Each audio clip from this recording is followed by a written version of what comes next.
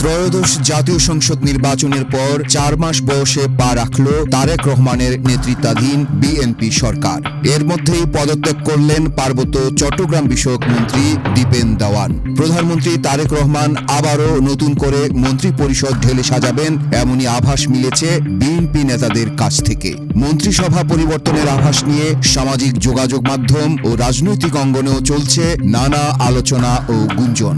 জাগছে কৌতূহল, উঠছে প্রশ্ন, কারা বাদ পড়ছেন আর নতুন করে যুক্ত হচ্ছেন কারা। জানা গেছে এবারের আয়োজনে যেমন বাদ পড়তে পারেন বর্তমানের একাধিক মন্ত্রী প্রতিমন্ত্রী, তেমনি দপ্তর পরিবর্তনের পাশাপাশি পতাকাবাহী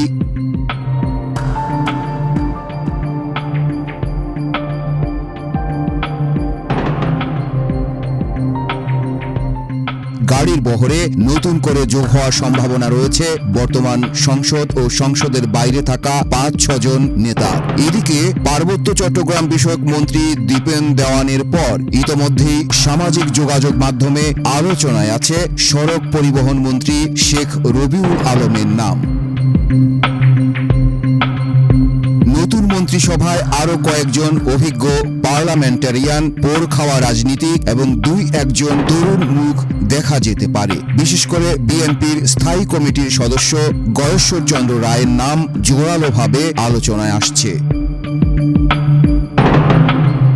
বর্তমান মন্ত্রিসভার কয়েকটি গুরুত্বপূর্ণ মন্ত্রণালয়ে দায়িত্ব পুনর্বিন্যাসের আভাস মিলেছে। 3 জন মন্ত্রীর দায়িত্ব কমানোর পাশাপাশি 1 জন প্রতিমন্ত্রীর দপ্তর পরিবর্তন হতে পারে। ইতোমধ্যে 3টি মন্ত্রণালয়ের দায়িত্বে থাকা 1 জন মন্ত্রী এবং 2টি মন্ত্রণালয়ের দায়িত্বে থাকা আরেক মন্ত্রীর বক্তব্য ও কর্মকাণ্ড নিয়ে নানা বিতর্ক তৈরি হয়েছে। ফলে তাদের দায়িত্ব কমিয়ে দেওয়ার আলোচনা চলছে। প্রধানমন্ত্রীর কার্যালয়ের একাধিক সূত্র জানিয়েছে, সংরক্ষিত নারী আসনের সংসদ সদস্যদের মধ্য থেকে 1 জনকে বর্ধিত মন্ত্রিসভায় দেখা যাবে। এক্ষেত্রে দলের স্থায়ী কমিটির সদস্য বেগম সেলিমা রহমানের নাম আলোচনায় রয়েছে।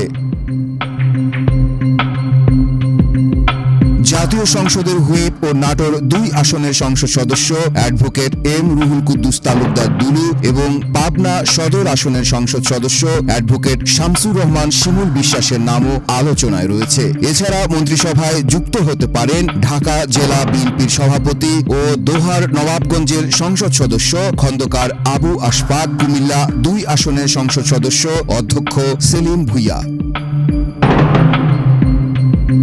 প্রতিমন্ত্রী হিসেবে আলোচনায় আছেন খুলনার আজিজুল বারী হেলাল, ফরিদপুরের শহীদুল ইসলাম বাবুল ও সিরাজগঞ্জের আমিরুল ইসলাম খান আলিমের মতো নেতারা। মন্ত্রিসভার বাইরে সংসদ উপনেতা হিসেবে দলের স্থায়ী কমিটির প্রবীণ 2 সদস্য ডক্টর খন্দকার মোশাররফ হোসেন এবং ডক্টর আব্দুল মঈন খানের নাম আলোচনায় রয়েছে। পাশাপাশি প্রধানমন্ত্রীর উপদেষ্টা পরিষদও 2 জন সদস্য বাড়তে পারে বলে আভাস পাওয়া যাচ্ছে।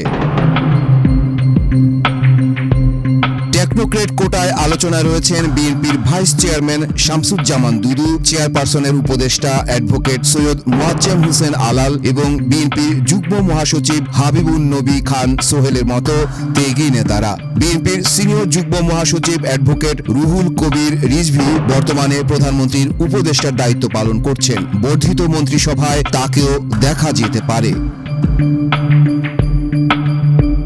প্রতিমন্ত্রী হিসেবে বিএনপির মিডিয়া সেলের আহ্বায়ক অধ্যাপক মওদুদ আলমগীর পাভেলের নাম আলোচনায় রয়েছে। বগুড়ার এই নেতা প্রধানমন্ত্রীর ঘনিষ্ঠ হিসেবে পরিচিত। বর্তমান শিক্ষামন্ত্রীকে অন্য কোনো মন্ত্রণালয়ের দায়িত্ব দেওয়া হতে পারে বলে গুঞ্জন রয়েছে। সেক্ষেত্রে প্রধানমন্ত্রীর উপদেষ্টা মাহাদি আমিনকে শিক্ষা মন্ত্রণালয়ের দায়িত্ব দেওয়া হতে পারে। তবে কবে নাগাদ নতুন মন্ত্রী ও উপদেষ্টাদের নাম ঘোষণা করা হবে সে বিষয়ে এখনো চূড়ান্ত নির্দেশনা আসেনি। তবে মন্ত্রিসভার আকার বাড়ার সম্ভাবনা রয়েছে। বর্তমানে প্রধানমন্ত্রী ছাড়া মন্ত্রিসভায় রয়েছেন 25 জন পূর্ণমন্ত্রী ও 23 জন প্রতিমন্ত্রী, তবে কোনো উপমন্ত্রী নেই। এদিকে সর্বশেষ জাতীয় নির্বাচনে বরিশাল অঞ্চলের 21টি আসনের মধ্যে 18টিতে জয়ী হয়েছেন বিএনপি ও সমমনা দলগুলোর প্রার্থীরা। যে কোনো নিরপেক্ষ নির্বাচনে এভাবেই সবসময় বিএনপির পাশে থেকেছে ওই অঞ্চলের মানুষ। সে অনুযায়ী বিএনপি কাছে তাদের দাবিও বেশি, আর সেই দাবিতেই মন্ত্রী পরিষদে এখানকার আরও কয়েকজনকে নেওয়ার সম্ভাবনা রয়েছে। আঞ্চলিক কোটায় বর্তমান মন্ত্রী পরিষদে বরিশাল অঞ্চলের একজন মন্ত্রী এবং 3 জন প্রতিমন্ত্রী রয়েছেন। জাতীয় সংসদের স্পিকার এবং চিফ হুইপও বরিশাল অঞ্চলের। এছাড়াও আছেন প্রতিমন্ত্রী পদমর্যাদায় প্রধানমন্ত্রীর এক বিশেষ সহকারী। তাতেও মন ভরছে না বরিশালবাসীর। এদিকে পটুয়াখালী জেলার যিনি প্রতিমন্ত্রী পদে রয়েছেন তিনি বিএনপি নন, ফলে নিজেদের বঞ্চিত মনে করেন সেখানকার 4টি নির্বাচনী এলাকার বিএনপি নেতাকর্মীরা। মন্ত্রী হওয়ার আলোচনায় বরিশাল অঞ্চলের যে কজন নেতার নাম এখন পর্যন্ত শোনা যাচ্ছে তাদের মধ্যে উল্লেখযোগ্য হলেন দলের স্থায়ী কমিটির সদস্য বেগম সেলিমা রহমান, বিএনপির চেয়ারম্যানের উপদেষ্টা সাবেক এমপি মোয়াজ্জেম হোসেন আলাল, বিজেপির chairman barrister Andalib Rahman Partha MP এবং বিএনপির কেন্দ্রীয় প্রশিক্ষণ বিষয়ক সম্পাদক এবিএম মোশাররফ হোসেন এমপি। এছাড়া বিএনপির চেয়ারম্যানের আরেক উপদেষ্টা বরিশাল সদর আসনের এমপি মুজিবুর রহমান সরোয়ার, কেন্দ্রীয় বিএনপির সহ সভাপতি বিমান বাহিনীর সাবেক প্রধান আলতাফ হোসেন চৌধুরী এমপি, দলের কেন্দ্রীয় আইনজীবী নেতা অ্যাডভোকেট জয়নাল আবেদিন এমপি, বরিশাল জেলা দক্ষিণ বিএনপির আহ্বায়ক আবুল হোসেন খান এমপি এবং যুব দলের কেন্দ্রীয় সাধারণ সম্পাদক নুরুল ইসলাম নয়ন এমপিকে মন্ত্রী পরিষদে দেখতে চান তাদের নির্বাচনী এলাকার লোকজন। এছাড়া আলোচ্য নেতাদের মধ্যে আরও আছেন বর্ষিয়ান নেতা মোয়াজ্জেম হোসেন আলাল। সরাসরি ভোটে এমপি হওয়া প্রশ্নে মনোনয়ন না দিলেও সংরক্ষিত মহিলা আসনে এমপি করা হয়েছে বিএনপির স্থায়ী কমিটির সদস্য বেগম সেলিমা রহমানকে। এর আগে একবার টেকনোক্রেট কোটায় প্রতিমন্ত্রী ছিলেন তিনি। মন্ত্রী পরিষদের সম্ভাব্য পরিবর্ধনে তাকে অন্তর্ভুক্ত করার দাবি উঠেছে তার নির্বাচনী এলাকা বাবুগঞ্জ মুলাদি থেকে।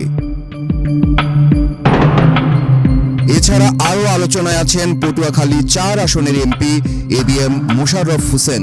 নির্বাচনী এলাকা আর রাজধানী ঢাকা মিলিয়ে হয়েছেন 20-22টি মামলার আসামি। পায়রা সমুদ্র বন্দরকে অবহেলার হাত থেকে বাঁচাতে এমপি মোশাররফের মন্ত্রিসভায় ঠাঁই হওয়া প্রয়োজন বলে মনে করেন সেখানকার মানুষ। তাদের পাশাপাশি 6 বারের এমপি সাবেক হুইপ ও সিটি মেয়র মুজিবুর রহমান সরোয়ার, বরিশাল জেলা দক্ষিণ বিএনপির আহ্বায়ক, এবার নিয়ে দ্বিতীয়বার এমপি হওয়া আবুল হোসেন খান, সাবেক মন্ত্রী ও বিমান বাহিনীর প্রধান আলতাফ হোসেন চৌধুরী এমপি, আইনজীবী ও সংবিধান বিশেষজ্ঞ অ্যাডভোকেট জয়নাল আবেদিন এমপি এবং যুব দলের কেন্দ্রীয় সাধারণ সম্পাদক নুরুল ইসলাম নয়ন এমপি মন্ত্রী পরিষদে জায়গা পেলে অবহেলিত ওই অঞ্চলের উন্নয়ন আরও ত্বরান্বিত হবে বলে আশা সাধারণ মানুষের। এর বাইরেও নেত্রকোনা থেকে আরেকজন মন্ত্রী পরিষদে যোগ দিচ্ছেন বলে গুঞ্জন রয়েছে।